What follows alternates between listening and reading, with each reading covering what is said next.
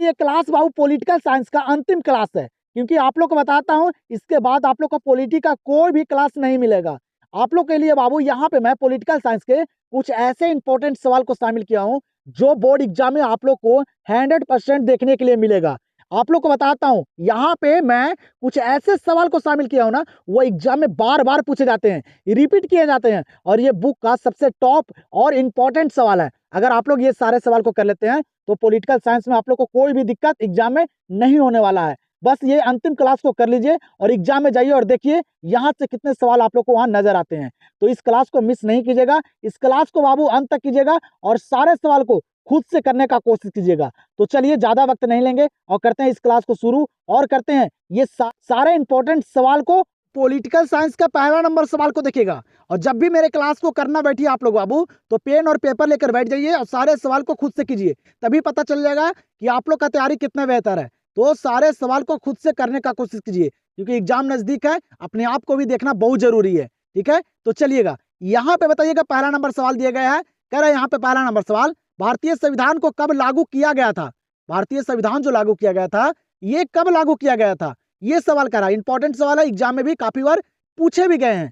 तो भारतीय संविधान को कब लागू किया गया था? 26 जनवरी 1950 को। कब? 26 जनवरी 1950 को भारतीय संविधान को लागू किया गया था। आंसर यहाँ पे हो जाएगा ऑप्शन नंबर ए। यहाँ पे देखिएगा अगले सवाल को, और इस क्लास में डेट वाले सवाल काफी सारा शामिल किया हूं, क्योंकि आप लोग गलती जो करते हैं ना वह डेट वाले में ही करते हैं, अच्छे तरीके से याद नहीं करते तब। तो यहाँ पे आजमा लीजिए, खुद को देख लीजिए। तो बताइएगा यहाँ पे दूसरा नंबर सवाल क्या करा ना, भारत में द्वितीय आम चुनाव कब हुआ? भारत में द्वितीय आम चुनाव, जो दूसरा आम चुनाव हुआ था भारत में, ये कब हुआ था? बताइएगा, इंपॉर्टेंट सवाल है। तो भारत में दूसरा आम चुनाव जो हुआ ना, ये हुआ था कब? याद रखिएगा 1957 में। एग्जाम में ये सवाल काफी बार पूछे गए हैं, तो पूछे गए सवाल वो इस वीडियो में शामिल है, क्योंकि पूछे जाते हैं सवाल बुक के, और बुक का हर एक सवाल यहाँ पे शामिल है। आप लोग को बताते भी चलूंगा कि कौन से सवाल एग्जाम में पूछे गए हैं और पूछे जाने वाले हैं। ठीक है, तो ध्यान दीजिएगा और इस क्लास को पूरे अंत तक देखिएगा। ठीक है बाबू, पूरे अंत तक हर एक प्रश्न को कीजिएगा आप लोग, तभी एग्जाम में आप लोग को फायदा होने वाला है। तो यहाँ पे इस सवाल का आंसर हो जाएगा ऑप्शन नंबर सी। अगले सवाल को देखिएगा, काफी इंपॉर्टेंट सवाल है। यहाँ पे क्या करा अगला सवाल, अमूल का संबंध निम्नलिखित में से किससे है? अमूल का जो संबंध है वह किससे है? करते चलिए सारे सवाल को। तो अमूल का जो संबंध है ना, वह है बाबू दूध उत्पादन से। किससे? दूध उत्पादन से। अमूल का दूध आप लोग जानते होंगे बाबू, ठीक है, आप लोग को पता होगा। तो अमूल का संबंध निम्नलिखित में से किससे है? तो दूध उत्पादन से है। तो यहाँ पे आंसर हो जाएगा ऑप्शन नंबर बी। और आप लोग को अभी मैं आसान सा सवाल करवा रहा हूँ, आप लोग को धीरे धीरे मैं लेवल को बढ़ाऊंगा। ठीक है, हार्ड वाले प्रश्न भी आप लोग को करवाऊंगा, सिर्फ आप लोग लास्ट तक सारे सवाल को कीजिएगा, क्योंकि सारा सवाल यहाँ पे गेसिंग किया गया सवाल है और इंपॉर्टेंट सवाल है। आप लोग को पता होगा कि मेरा क्लास जो आता है वह लेट आता है, क्योंकि बाबू मैं गेसिंग करता हूँ, सारे सवाल को देखता हूँ कि कौन से सवाल एग्जाम के लिए इंपॉर्टेंट है और रिलेटेड है। ठीक है, तो अंत तक एक भी सवाल को छोड़िएगा नहीं, सारे सवाल को कीजिएगा, तभी एग्जाम में आप लोग को बाबू देखने के लिए मिलेगा। ठीक है, सारे सवाल यहाँ पे इंपॉर्टेंट है। सवाल यहाँ पे कह रहा है कि गरीबों हटाओ का नारा किसने दिया? गरीबों हटाओ का नारा जो दिए थे वह किसने दिया? इंपॉर्टेंट सवाल है, आप लोग को याद भी होगा। याद है बाबू तो बहुत बढ़िया है, इस क्लास में आप लोग महामैराथन के तौर पे रिवीजन भी कर लीजिए। तो बताइएगा, गरीबों हटाओ का नारा कौन दिए थे? इंदिरा गांधी दिए थे। कौन? इंदिरा गांधी। आंसर हो जाएगा ऑप्शन नंबर ए। यहाँ पे देखिएगा उसी के अकॉर्डिंग यहाँ पे सवाल दिए गए, याद रखिएगा आप लोग। सवाल यहाँ पे कह रहा है कि पंचशील समझौता कब हुआ? यहाँ पे सवाल क्या करा है, पंचशील समझौता जो हुआ ये कब हुआ? ये भी इंपॉर्टेंट सवाल है, एग्जाम में पूछे जाते हैं, तो दम याद रखेगा आप लोग। जितना सवाल करवा रहा हूँ ना, इसको दम अच्छे तरीके से रट जाइएगा। तो पंचशील समझौता जो हुआ था ना, ये कब हुआ था? तो ये 29 अप्रैल 1954 में हुआ था। कब? 29 अप्रैल 1954 को। आंसर हो जाएगा ऑप्शन नंबर बी। तो यहाँ पे देखिएगा अगले सवाल को, क्या करें यहाँ पे अगला सवाल, भारत में वित्त आयोग का कार्यकाल कितना है? भारत में वित्त आयोग का कार्यकाल जो है ये कितना है? जल्दी से बताइएगा। तो भारत में वित्त आयोग का कार्यकाल जो होता है ना, ये होता है 5 वर्षों का। कितने? 5 वर्षों का होता है। दम याद रखिएगा, यही सारे सवाल एग्जाम में पूछे भी जाते हैं, तो दम ध्यान दीजिए आप लोग। आंसर यहाँ पे होगा ऑप्शन नंबर ए। चलिएगा, तो यहाँ पे अगले सवाल को देखिएगा, और क्लास आप लोग को पसंद आ रहा है तो बाबू तो एक लाइक जरूर कीजिएगा आप लोग। ठीक है, लाइक नहीं करते, अपना राय कमेंट सेक्शन में नहीं बताते हैं। ठीक है, तो आप लोग जरूर बोलिएगा। सवाल को देखिए यहाँ पे क्या करा है, भारत में वित्तीय वर्ष होता है, भारत का जो वित्तीय वर्ष होता है ना वह क्या होता है? ठीक है, ये हिंदी महीना से लिया जाता है बाबू। तो भारत में वित्तीय वर्ष जो होता है ना, वह होता है कब से कब? 1 अप्रैल से 31 मार्च होता है। क्या होता है? 1 अप्रैल से 31 मार्च। और इंग्लिश महीना से होता है बाबू 1 जनवरी से 31 दिसंबर। ठीक है, वित्तीय वर्ष पूछेगा, ये एग्जाम के लिए काफी इंपॉर्टेंट सवाल है, पूछे भी गए हैं। तो यहाँ पे आंसर हो जाएगा ऑप्शन नंबर सी। चलिए तो यहाँ पे ध्यान दीजिए अगले प्रश्न पे। अगला प्रश्न यहाँ पे करें, अकाली दल किस राज्य की प्रमुख क्षेत्रीय दल है? सवाल क्या करा है, अकाली दल किस राज्य की प्रमुख क्षेत्रीय दल है? इंपॉर्टेंट सवाल है, पूछे जाते हैं एग्जाम में, ठीक है, याद रखेगा। अकाली दल पूछेगा ना, ये बाबू किस राज्य की प्रमुख क्षेत्रीय दल है? तो ये है पंजाब की। कहाँ की? पंजाब की, याद रखेगा। आंसर हो जाएगा ऑप्शन नंबर ए। यहाँ पे ध्यान दीजिएगा, ये भी सवाल एग्जाम में पूछे गए हैं, बताइएगा आप लोग जल्दी से। यहाँ पे सवाल करें कि किस वायसराय ने बंगाल विभाजन किया? कौन वायसराय थे जो बंगाल का विभाजन किए थे, बंटवारा किए थे? तो आप लोग को पता होगा, वह किए थे लॉर्ड कर्जन। एग्जाम में काफी बार पूछे गए हैं। लॉर्ड कर्जन जो थे ना, वह वायसराय थे बाबू जो बंगाल का विभाजन किए थे, बंटवारा किए थे, याद रखेगा। कब किए थे? तो 1905 में। ये भी सवाल पूछे जाते हैं। तो यहाँ पे इस सवाल का आंसर हो जाएगा ऑप्शन नंबर सी। चलिएगा अगले सवाल पे ध्यान दीजिएगा आप लोग। यहाँ पे अगला सवाल करा है कि सौराष्ट्र किस राज्य का अंग है? सवाल यहाँ पे क्या करा है, सौराष्ट्र जो है वह किस राज्य का अंग है? इंपॉर्टेंट सवाल है, बताइएगा। तो सौराष्ट्र जो है ना, ये गुजरात का अंग है बाबू।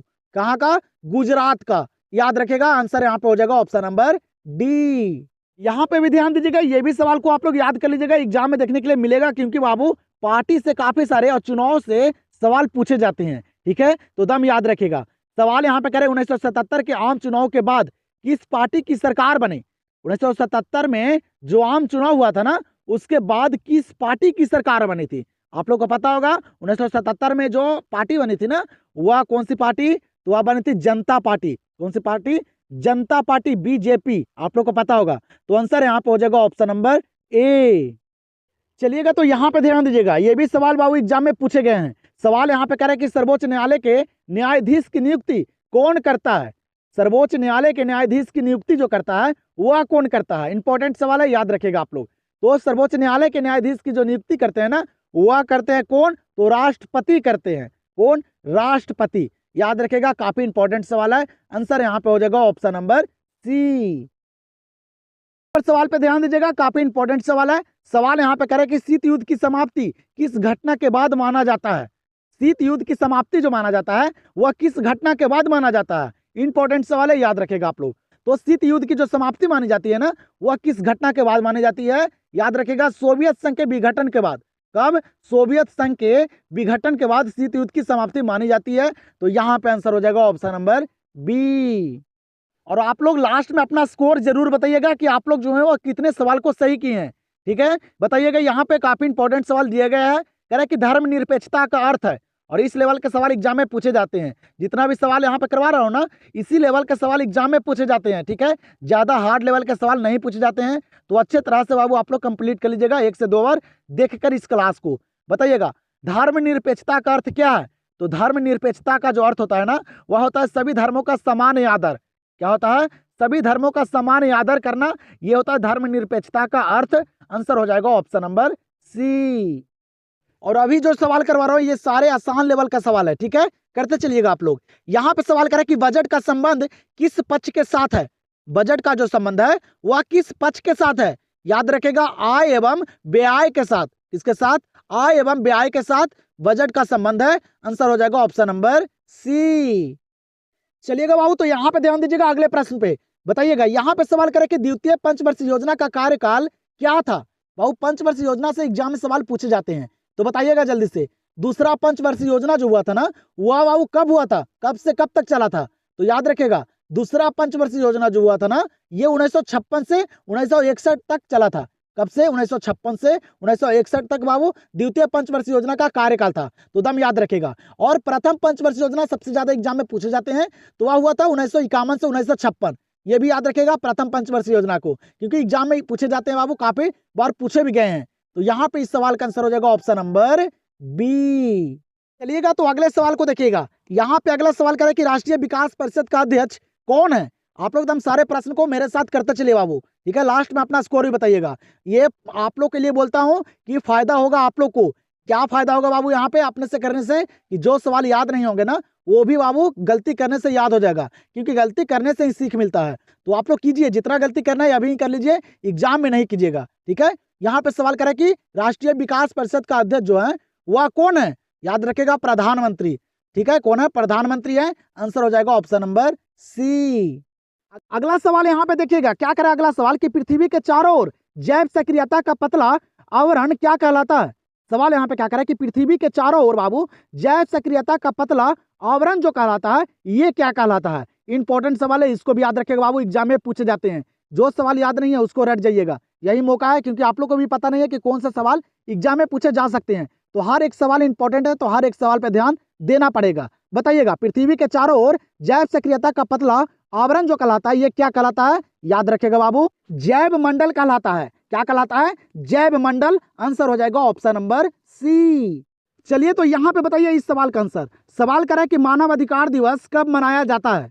मानव अधिकार दिवस कब मनाया जाता है, इसको भी याद रखेगा, 10 दिसंबर को। कब? 10 दिसंबर को मानव अधिकार दिवस मनाया जाता है। आंसर होगा ऑप्शन नंबर ए। यहाँ पे देखिएगा डेट वाले सवाल दिए गए, तो बताइए आप लोग जल्दी से। सवाल यहाँ पे करें कि ओशियन की स्थापना कब हुई। ओशियन की स्थापना जो हुई ये कब हुई, बताइएगा जल्दी से। याद रखिएगा ये 1967 में। कब हुआ था? 1967 में ओशियन की स्थापना हुई थी। और डेट वाले सवाल पे दम फोकस बनाए रखना है, क्योंकि गलती जो करते हैं आप लोग डेट वाले में सवाल में ही करते हैं, ठीक है। तो अच्छे तरीके से याद रखेगा। तो यहाँ पे इस प्रश्न का आंसर होगा ऑप्शन नंबर डी। 21 नंबर सवाल पे ध्यान दीजिएगा। क्या करें यहाँ पे 21 नंबर सवाल, ओजोन परत का नुकसान निम्नलिखित में से किस गैस के ज्यादा उत्सर्जन से हो रहा है। सवाल यहाँ पे क्या करें ना, ये ओजोन परत का जो नुकसान हो रहा है ना ऊपर में, वो बाबू सबसे ज्यादा किस गैस के उत्सर्जन से हो रहा है। याद रखेगा, क्लोरीन गैस के। किस गैस के? क्लोरीन गैस के उत्सर्जन से सबसे ज्यादा बाबू ये ओजोन परत का नुकसान हो रहा है। तो यहाँ पे इस सवाल का आंसर हो जाएगा ऑप्शन नंबर बी। यहाँ पे देखिएगा इस सवाल को, ये भी सवाल बाबू एग्जाम में पूछे गए हैं। सवाल यहाँ पे कह रहा है कि योजना आयोग कब भंग किया गया। सवाल यहाँ पे कह रहा है ना कि योजना आयोग कब भंग किया गया। भंग जो किया गया था ना योजना आयोग, ये किया गया था 2014 में। कब? 2014 में। याद रखेगा। तो यहाँ पे आंसर हो जाएगा ऑप्शन नंबर सी। चलिएगा अगले सवाल को देखिएगा, उसी लेवल का सवाल है। यहाँ पे सवाल करे कि योजना आयोग की स्थापना कब हुई। बाबू आप लोग को बताया था कि योजना आयोग का भंग कब किया गया था, 2014 में। लेकिन यहाँ पे सवाल करे कि योजना आयोग की जो स्थापना हुई थी ये कब हुई थी। दोनों सवाल को याद रखेगा अच्छी तरह से, ठीक है। डेट वाले में कंफ्यूजन ना होए, ठीक है। भंग किया गया था 1914 में, और योजना आयोग की स्थापना जो की गई थी ना, ये की गई थी 15 मार्च 1950 को। कब? 15 मार्च 1950 को। आंसर हो जाएगा ऑप्शन नंबर डी। यहाँ पे देखिएगा ये भी इंपॉर्टेंट सवाल है, पूछे गए सवाल। बताइएगा, कह रहे कि भारत में किस प्रकार की अर्थव्यवस्था को अपनाया गया है। सवाल यहाँ पे कह रहा है कि भारत में किस प्रकार की अर्थव्यवस्था है, ठीक है। बताइएगा, तो भारत में किस प्रकार की अर्थव्यवस्था है, तो मिश्रित अर्थव्यवस्था। भारत में मिश्रित अर्थव्यवस्था है बाबू, एग्जाम में पूछे जाते हैं, तो दम याद रखेगा। तो यहाँ पे इस सवाल का आंसर क्या हो जाएगा, ऑप्शन नंबर सी। और आप लोग बाबू मेरे साथ सारे सवाल को करते चलिए, ठीक है। मैं ये भी देखना चाहता हूँ कि कितने सवाल को यहाँ पे आप लोग सही कर पाते हैं। इसी अकॉर्डिंग आप लोग बोर्ड एग्जाम में भी करके आएंगे, ठीक है। तो सारे सवाल को करते चलिएगा। सवाल यहाँ पे देखिए क्या करा है, भारत पाकिस्तान के बीच शिमला समझौता कब हुआ। भारत और पाकिस्तान के बीच जो शिमला समझौता हुआ था ये कब हुआ था। ये भी इंपॉर्टेंट सवाल है, तो दम याद रखेगा। ये हुआ था कब? 1972 में। कब हुआ था? 1972 में भारत और पाकिस्तान के बीच कौन सा समझौता, तो शिमला समझौता हुआ था। तो यहाँ पे इस प्रश्न का आंसर क्या होगा, ऑप्शन नंबर बी। 26 नंबर सवाल पे ध्यान दीजिएगा आप लोग। यहाँ पे 26 नंबर सवाल क्या कर रहा है, शीत युद्ध की शुरुआत कब से माना जाता है। शीत युद्ध की जो शुरुआत माना जाता है वह कब से माना जाता है। इंपॉर्टेंट सवाल है, बताइएगा आप लोग। तो शीत युद्ध की जो शुरुआत मानी जाती है ना, वह मानी जाती है 1945 के बाद से। कब से? 1945 के बाद से शीत युद्ध की शुरुआत मानी जाती है। तो इसको भी याद रखेगा, इंपॉर्टेंट सवाल है। तो यहाँ पे इस सवाल का आंसर हो जाएगा ऑप्शन नंबर ए। चलिएगा तो यहाँ पे देखिएगा अगले प्रश्न को। यहाँ पे सवाल करें कि कौन से दो गुटों के बीच शीत युद्ध चला। इंपॉर्टेंट सवाल है, बताइएगा कौन से दो गुटों के बीच शीत युद्ध चला था। तो इसको याद रखेगा, इंपॉर्टेंट सवाल एग्जाम में देखने के लिए मिलेगा आप लोग को। तो गुट, जो दो गुट बने थे ना जिसके बीच शीत युद्ध जो चला था ना, वह चला था अमेरिका और सोवियत संघ के बीच। किसके बीच? अमेरिका और सोवियत संघ के बीच बाबू शीत युद्ध चला था। तो इसको हम याद रखेगा, आंसर यहाँ पे हो जाएगा ऑप्शन नंबर सी। चलिएगा तो आप लोग यहाँ पे ध्यान दीजिएगा, ये सवाल को देखिएगा। यहाँ पे सवाल करें कि 18वां सार्क सम्मेलन कहाँ हुआ था। सारा सवाल यहाँ पे इंपॉर्टेंट है बाबू, तो आप लोग लास्ट तक सारे सवाल को करके जाइएगा। अगर अच्छे मार्क्स लाना है ना तो पढ़ना पड़ेगा, हर एक सवाल पे फोकस करना पड़ेगा। एग्जाम जो है ना वो काफी नजदीक है, तो इसीलिए आप लोग को बोल रहा हूँ बाबू, अच्छे मार्क्स लाना है, ठीक है। तो आप लोग दम सारे क्लास को अटेम्प्ट कीजिए और हर एक सवाल पे फोकस बनाए रखिए। सवाल यहाँ पे करें कि 18वां सार्क सम्मेलन कहाँ हुआ था। 18वां सार्क सम्मेलन जो हुआ था ये कहाँ हुआ था, तो इसको याद रखिएगा, ये काठमांडू नेपाल में हुआ था। कहाँ? काठमांडू, नेपाल में। इंपॉर्टेंट सवाल है, हर एक सवाल इंपॉर्टेंट है, तो यहाँ पे आंसर हो जाएगा ऑप्शन नंबर बी। यहाँ पे देखिएगा ये भी सवाल एग्जाम में पूछे गए हैं, तो थोड़ा सा ध्यान दीजिएगा आप लोग। सवाल यहाँ पे कह रहा है कि नीली जींस की संस्कृति किस देश की संस्कृति है? सवाल यहाँ पे कह रहा है कि नीली जींस की संस्कृति जो है ये किस देश की संस्कृति है? एग्जाम में पूछे गए हैं, तो याद रखेगा आप लोग। ये है वो संयुक्त राज्य अमेरिका का। कहाँ का? संयुक्त राज्य अमेरिका का है नीली जींस की संस्कृति, तो यहाँ पे आंसर हो जाएगा ऑप्शन नंबर डी। 30 नंबर सवाल को देखिएगा क्या करें यहाँ पे। 30 नंबर सवाल, ताशकंद समझौता कब हुआ? ताशकंद समझौता जो हुआ था ये कब हुआ था? करते चलिए सारे सवाल को। तो ताशकंद समझौता जो हुआ ना, ये हुआ था 1966 में। कब हुआ था? 1966 में। सारे डेट वाले सवाल को खुद से कीजिए और देखिए जहां पे गलती कीजिएगा उसको अच्छी तरह से फोकस कीजिए और याद कर लीजिए, क्योंकि आप लोग के पास अब वक्त नहीं है बाबू, ठीक है? तो इसीलिए बोल रहा हूँ, काफी सारे डेट वाले सवाल इस क्लास में शामिल किया हूँ। बताइएगा ताशकंद समझौता कब हुआ? याद रखिएगा 1966 में। आंसर हो जाएगा ऑप्शन नंबर ए। यहाँ पे अगला सवाल क्या करें कि किस देश का संविधान विश्व का सबसे बड़ा संविधान है? क्या करा सवाल कि किस देश का संविधान जो है वह विश्व का, पूरे वर्ल्ड का बड़ा संविधान है? याद रखिएगा अच्छी तरह से, वह भारत का। भारत का संविधान जो है ना वह पूरे वर्ल्ड का, पूरे विश्व का ना सबसे बड़ा संविधान है। याद रखिएगा संविधान कौन लिखे थे? तो डॉक्टर भीमराव अंबेडकर जी लिखे थे, ये भी याद रखिएगा। तो यहाँ पे आंसर हो जाएगा ऑप्शन नंबर सी। यहाँ पे देखिएगा अगले सवाल को क्या करें। यहाँ पे अगला सवाल, संयुक्त राष्ट्र संघ का मुख्यालय कहाँ है? सवाल यहाँ पे क्या करा है? संयुक्त राष्ट्र संघ का जो मुख्यालय है वह कहाँ है? याद रखिएगा न्यूयॉर्क में है। कहाँ है? न्यूयॉर्क में। आंसर हो जाएगा ऑप्शन नंबर डी। चलिएगा तो यहाँ पे भी ध्यान दीजिएगा आप लोग। यहाँ पे सवाल करें हरित क्रांति का सर्वाधिक लाभ निम्न में से किस अनाज में हुआ?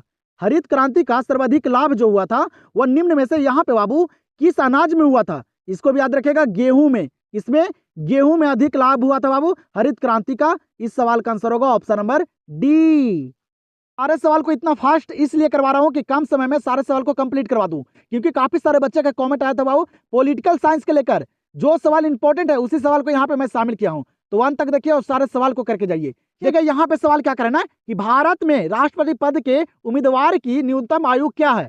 सवाल क्या करें यहाँ पे कि भारत में बाबू राष्ट्रपति के पद के जो उम्मीदवार की जो न्यूनतम आयु होती है ना, वह कितना आयु होता है, कितने साल का? याद रखिएगा वह होता है 35 वर्ष का। कितना?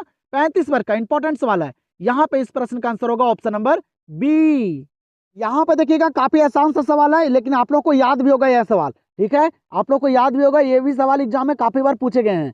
सवाल यहाँ पे कह रहा है कि सीमांत गांधी के नाम से किसे पुकारा गया?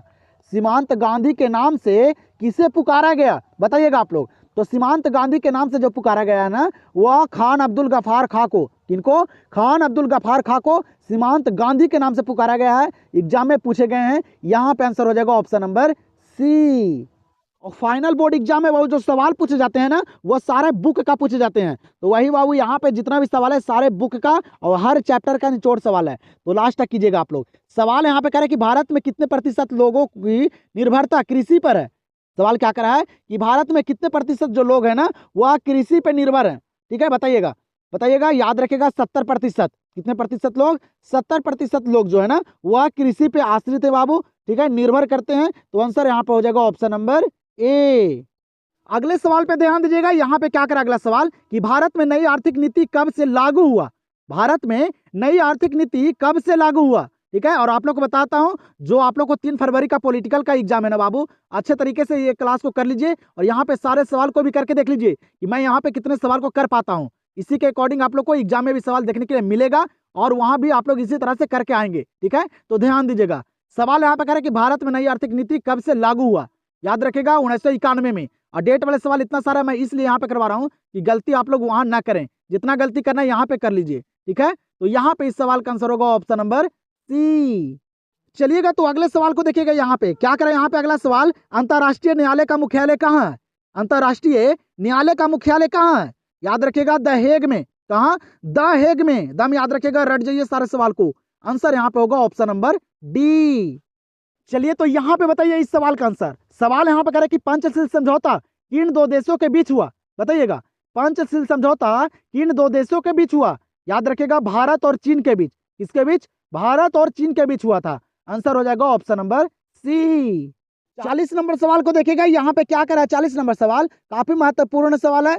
सवाल यहाँ पे कह रहा है कि प्रथम विश्व जलवायु सम्मेलन कहाँ हुआ? प्रथम विश्व जलवायु सम्मेलन जो हुआ था ये कहाँ हुआ था? इंपॉर्टेंट सवाल है, बताइएगा। तो प्रथम विश्व जलवायु सम्मेलन जो हुआ था ना, वह हुआ था जेनेवा में। कहाँ हुआ था? जेनेवा में। याद रखिएगा, काफी इंपॉर्टेंट सवाल है। जेनेवा कहीं कहीं ना देखे, स्विट्जरलैंड भी दे देगा, तो वो भी याद रखिएगा। तो यहाँ पे आंसर हो जाएगा ऑप्शन नंबर ए। और यहाँ पे मैं आप लोग को सारे सवाल डिटेल में नहीं करवा पा रहा हूँ, क्योंकि मैं यहाँ पे देखना चाहता हूँ पूरे साल का तैयारी, पूरे साल का तैयारी मैं यहाँ पे देखना चाहता हूँ कि आप लोग का कितना बेहतर है। इसीलिए मैं आप लोग को सारा सवाल डिटेल में नहीं करवा रहा हूँ, डायरेक्टली आंसर करवाते जा रहा हूँ। तो आप लोग भी डायरेक्ट आंसर करते चलिए और देखिए कि कितने सवाल गलती करते हैं आप लोग। सवाल यहाँ पे कह रहे हैं कि बर्लिन की दीवार प्रतीक है। बर्लिन की जो दीवार है वह किसका प्रतीक है? सारा सवाल इस क्लास में इंपॉर्टेंट है बाबू, तो अंत तक देखिएगा, हर एक सवाल पे ध्यान दीजिएगा, एक भी सवाल छूटना नहीं चाहिए। तो बर्लिन की दीवार जो है ना, वह किसका प्रतीक है? तो वह उग्रता का, किसका? उग्रता का प्रतीक है। यहाँ पे आंसर होगा ऑप्शन नंबर सी। यहाँ पे देखिएगा, ये भी सवाल इंपॉर्टेंट है, एग्जाम में भी पूछे गए हैं, ध्यान दीजिएगा आप लोग थोड़ा सा। सवाल यहाँ पे कह रहा है कि लाल सेना निम्नलिखित में से किस देश की सेना को कहा जाता है? लाल सेना जो कहा जाता है वह निम्नलिखित में से, यहाँ पे बाबू किस देश की सेना को कहा जाता है? ऑप्शन को पढ़िए और बताइए जल्दी से, बताइए जल्दी से कि लाल सेना जो कहा जाता है ना, वह किस देश की सेना को कहा जाता है? एग्जाम में भी पूछे गए हैं। तो याद रखिएगा, सोवियत संघ की सेना को, किसकी? सोवियत संघ की सेना को लाल सेना कहा जाता है। यहाँ पे आंसर हो जाएगा ऑप्शन नंबर बी। चलिएगा, इस सवाल को भी देखिएगा। सवाल यहाँ पे कह रहा है कि 1974 की रेल हड़ताल के नेता कौन थे? 1974 में जो रेल हड़ताल हुआ था उसके नेता कौन थे? ये सवाल यहाँ पे कह रहा है। तो इसको भी याद रखिएगा कि 1974 में जो रेल हड़ताल हुआ था ना, उसके जो नेता थे वह थे जॉर्ज फर्नांडिस थे, वह बाबू रेल हड़ताल के नेता जो 1974 में हुआ था। तो यहाँ पे आंसर होगा ऑप्शन नंबर सी। चलिएगा, यहाँ पे ध्यान दीजिएगा अगले सवाल पे। सवाल यहाँ पे कह रहा है कि माउंटबेटन योजना का संबंध निम्नलिखित में से किससे है? बताइएगा, माउंटबेटन योजना का जो संबंध है वह निम्नलिखित में से यहाँ पे किससे है? तो याद रखिएगा, भारत का विभाजन से। किससे? भारत का विभाजन से माउंटबेटन योजना का संबंध है। तो इंपॉर्टेंट सवाल है, इसको भी याद रखिएगा आप लोग। यहाँ पे आंसर हो जाएगा ऑप्शन नंबर ए। चलिएगा, तो यहाँ पे अगले सवाल पे ध्यान दीजिएगा। यहाँ पे सवाल क्या कर रहा है ना, संयुक्त राष्ट्र के अंगों की संख्या कितनी है? क्या कर रहा है यहाँ पे सवाल? संयुक्त राष्ट्र के अंगों की संख्या जो है वह कितनी है? कितने संयुक्त राष्ट्र संघ हैं? तो याद रखिएगा, वह है कितने? तो 6 हैं। कितने? 6 हैं। आंसर हो जाएगा ऑप्शन नंबर बी। यहाँ पे ध्यान दीजिएगा, ये भी सवाल एग्जाम में पूछे गए हैं, तो दम याद रखिएगा आप लोग। सवाल यहाँ पे करे कि हिरोशिमा और नागासाकी पर अणु बम का प्रयोग कब किया गया था? हिरोशिमा और नागासाकी पे ना जो परमाणु बम, जो अणु बम गिराया गया था, ये कब गिराया गया था? बताइएगा। तो आप लोग याद रखिएगा, ये सवाल एग्जाम में भी काफी बार पूछे गए हैं, तो दम ध्यान दीजिएगा आप लोग। डेट वालों को दम रट जाइए बाबू, कि गलती वहां ना कर पाए, ठीक है? जितना गलती करना है यहाँ पे आप लोग कर लीजिए, एग्जाम में ये गलती नहीं होना चाहिए। तो हिरोशिमा और नागासाकी पर जो अणु बम गिराया गया था ना, वह गिराया गया था कब? 1945 में। कब गिराया गया था? 1945 में। आंसर हो जाएगा ऑप्शन नंबर सी। यहाँ पे देखिए, ये भी सवाल इंपॉर्टेंट है। सवाल यहाँ पे क्या कर रहा है, 20 सूत्री कार्यक्रम किस प्रधानमंत्री से संबंधित है? 20 सूत्री कार्यक्रम जो है ये किस प्रधानमंत्री से संबंधित है? उस टाइम कौन थे बाबू प्रधानमंत्री जो 20 सूत्री कार्यक्रम किए थे? ठीक है, 20 सूत्री कार्यक्रम किए थे, बताइएगा। तो याद रखिएगा, इंदिरा गांधी। कौन थे? इंदिरा गांधी थे। आंसर हो जाएगा ऑप्शन नंबर बी। यहाँ पे देखिएगा अगले सवाल को, क्या करें यहाँ पे अगला सवाल, भारतीय निर्वाचन आयोग का गठन किया गया। सवाल यहाँ पे क्या करा है, भारतीय निर्वाचन आयोग का जो गठन किया गया था ये कब किया गया था? इंपॉर्टेंट सवाल है, तो याद रखिएगा, ये किया गया था जनवरी 1950 को। कब? जनवरी 1950 को भारतीय निर्वाचन आयोग का गठन किया गया। आंसर हो जाएगा ऑप्शन नंबर सी। चलिएगा, तो यहाँ पे देखिएगा इस सवाल को, क्या करें यहाँ पे सवाल, 1937 ईस्वी में डॉक्टर भीमराव अंबेडकर ने किस पार्टी की स्थापना की? सवाल यहाँ पे क्या करा है, 1937 ईस्वी में डॉक्टर भीमराव अंबेडकर ने किस पार्टी की स्थापना किए थे? तो 1937 में जो स्थापना किए थे ना, वह किए थे रिपब्लिकेशन पार्टी की स्थापना। इसका रिपब्लिकेशन पार्टी की स्थापना 1937 में किए थे। और कौन? तो भीमराव अंबेडकर जी किए थे। तो यहाँ पे आंसर हो जाएगा ऑप्शन नंबर ए। यहाँ पे देखिएगा अगले सवाल को, क्या करें यहाँ पे अगला सवाल, समाजवादी पार्टी की स्थापना किसके नेतृत्व में किया गया था? बताइएगा, समाजवादी पार्टी की जो स्थापना किया गया था ना, वह किसके नेतृत्व में किया गया था? तो याद रखिएगा, वह किया गया था जयप्रकाश नारायण के। इनके समाजवादी की पार्टी की जो स्थापना किया गया था ना, वह जयप्रकाश नारायण के नेतृत्व में किए गए। आंसर हो जाएगा ऑप्शन नंबर ए। चलिए, तो आप लोग कमेंट सेक्शन में बताइए कि ये क्लास करने में आप लोग को मजा आया कि नहीं आया। यहाँ पे ये सारे सवाल इंपॉर्टेंट थे कि नहीं थे। आप लोग को बाबू कल के पेपर में ये सारे सवाल देखने के लिए मिलेगा, ठीक है। तो आप लोग से अनुरोध है, इस क्लास को 1 से 2 बार देख लीजिएगा, सारा सवाल अच्छे तरीके से कंप्लीट हो जाएंगे, ठीक है। और आप लोग जाइए बोर्ड एग्जाम में अच्छे मार्क्स लाइए बाबू, अच्छे तरीके से सारे सवाल को करके आइएगा, ठीक है। वीडियो पसंद आए तो वीडियो को लाइक कीजिएगा, चैनल से नहीं जुड़े चैनल से जुड़े रहिए। और जितना भी सवाल मैं करवाता हूँ आप लोग को, हर एक सब्जेक्ट का क्लास यहाँ पे मैं दूंगा, जैसे जैसे आप लोग का एग्जाम रहेगा वैसे वैसे। तो आप लोग इस चैनल से जुड़ना नहीं भूलेगा। तो चलिए मिलते हैं अब अगले क्लास में।